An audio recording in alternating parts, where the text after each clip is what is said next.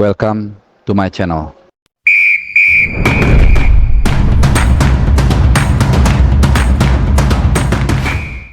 Halo, selamat hari Rabu, satu hari menjelang pertandingan penting Indonesia menghadapi Vietnam.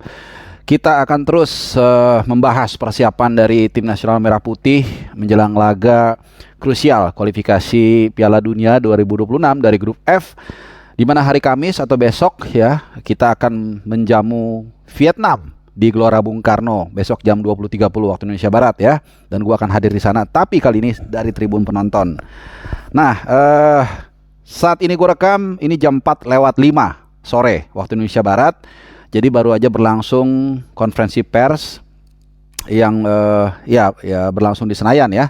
Tapi gue nggak hadir di sana. Jadi kalau di Qatar gue malah bisa hadir, di sini malah aksesnya susah. Tapi it's okay, karena ada beberapa teman tadi dengan baik hati memberikan masukan, memberikan juga informasi terkait dari jalannya preskon tersebut ya. Mungkin kalian sudah tahu atau sebagian besar dari kalian sudah tahu, dan gue sudah berkali-kali kasih hints ke kalian.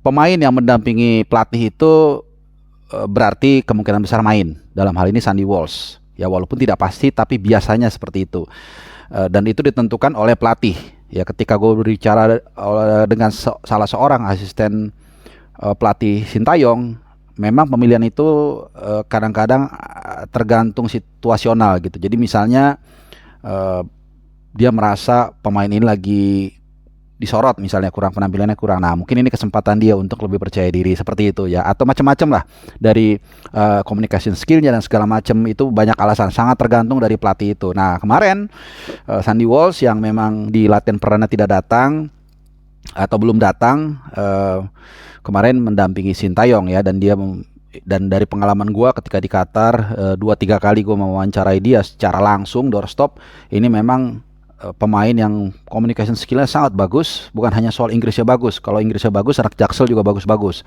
tapi cara dia menyampaikannya, penuturannya, kemudian juga runtun, dan bahkan juga tidak umum, tidak cari aman. Karena kalau pemain Indonesia yang lokal ya, yang seperti Pratama, Nadio, itu kalau ditanya persiapannya, ya kami sudah siap, kami sudah latihan dengan semaksimal mungkin, doakan, pasti selalu seperti itu gitu ya.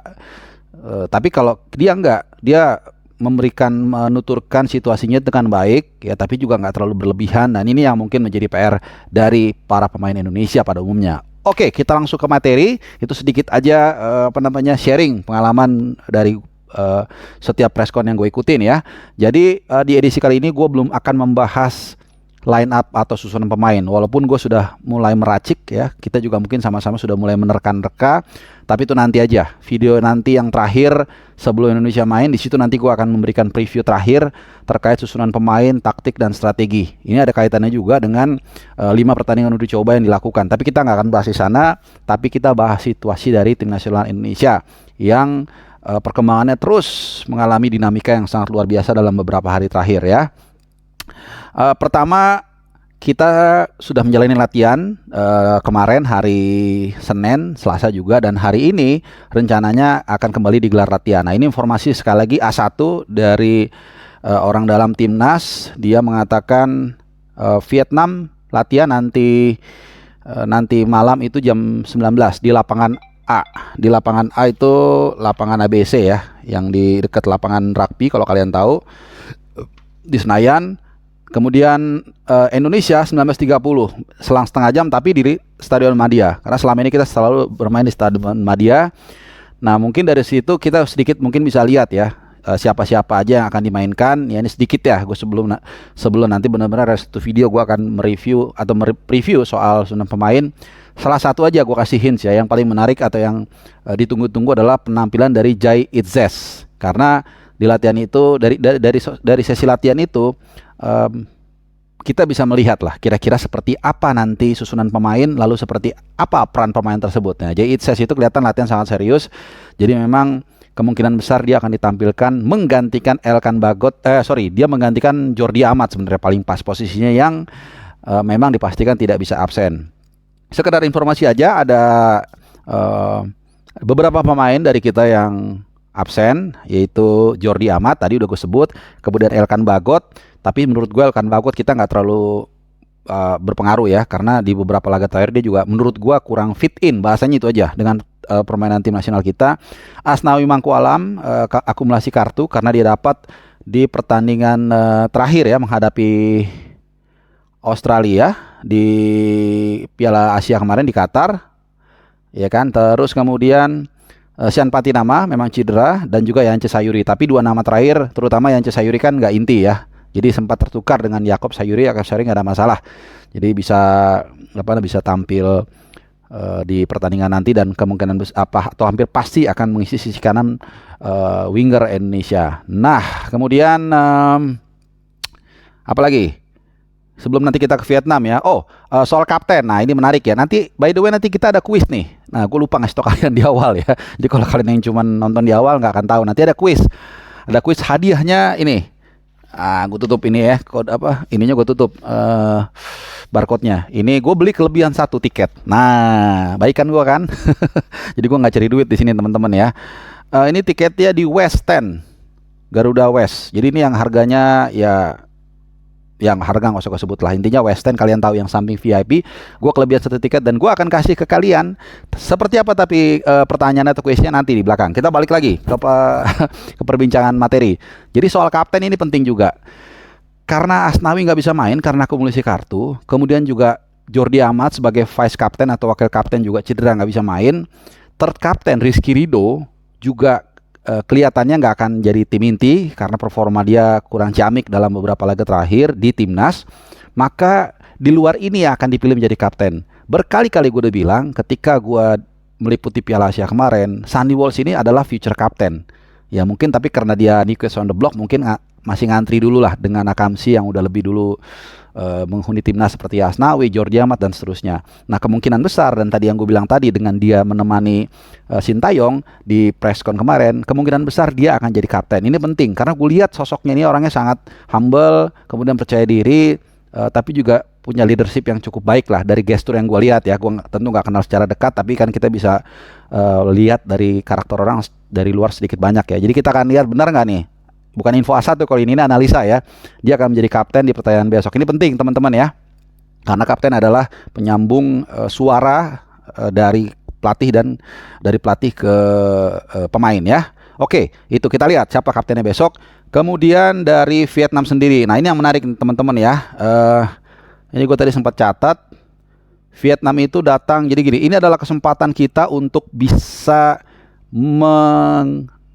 memutar balikan dominasi yang selama ini kita dibayang-bayang oleh Vietnam ya.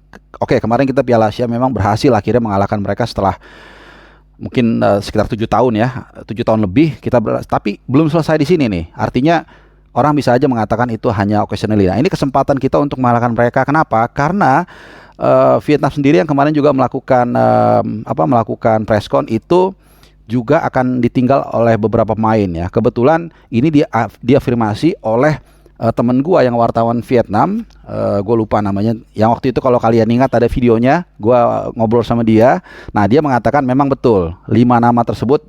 Gue juga namanya nggak terlalu hafal ya nama-nama Vietnam. Intinya beberapa pemain inti lah dari Vietnam 4-5 itu tidak akan main. Dan ini kesempatan buat kita ya, kesempatan untuk kita bisa tadi itu membalikkan dominasi yang selama ini punya Vietnam dengan mengalahkan mereka. Karena kalau kita sudah punya pattern bisa mengalahkan mereka, secara mental kita akan lebih percaya diri. Kemarin kita di Piala Asia mengalahkan mereka, kemudian di kualifikasi juga. Mudah-mudahan sesuai target nanti di Hanoi ya, seandainya nanti kita menang di Hanoi, di GBK, di Hanoi atau di Vietnam, kita paling nggak kalah, sehingga kita dapat 4 poin dari 2 leg dengan Vietnam. Itu sudah memastikan kita ada di peringkat kedua sementara grup F kualifikasi Piala Dunia 2026 second round, dan punya peluang untuk melaju ke third round atau ke babak berikutnya. Nah, terkait sedikit sebelum gue tutup, kalau memang kita nanti bisa memaksimalkan 2 laga ini, bisa menang dua-duanya, maka poin kita juga akan di peringkat dunia juga akan bertambah sekitar 15-an, dan ini membuat kita bisa mungkin menembus peringkat 130-an dunia ya, karena saat ini kita ada di peringkat 142 kalau nggak salah ya, 142. Jadi ini juga ya penting juga sebenarnya untuk menaikkan moral atau mental pemain kita dan juga untuk sebagai indikator kemajuan dari pasukan Sintayong selama ini. Nah, kuisnya adalah ini kuis time, sederhana aja. Kalian cukup tinggalkan komen di kolom komentar yang gue pin nanti, dan dari situ gue pengen tahu harapan analisa kalian soal pertandingan besok. Nah, yang paling keren, yang paling bagus, yang paling tajam, nggak perlu bombastis, tapi yang analisanya berasal dari subscriber gue yang IQ-nya di atas 80, gue akan kasih tadi tiket di West End, 1 tiket untuk kalian yang memberikan komentar paling keren, paling bagus, paling berisi. Nah, nanti akan gue jawab sekitar subuh, mungkin menemani kalian sahur. Siapa tahu ketika kalian bangun sahur, ternyata kalian yang menang. Nah, nanti kalian akan ketemu gue di FX sekitar jam 5 atau jam 6, gue akan kasih ke kalian tiketnya. Oke, selamat mengikuti timnas dan juga selamat mengikuti kuis. Semoga kalian beruntung. Ciao.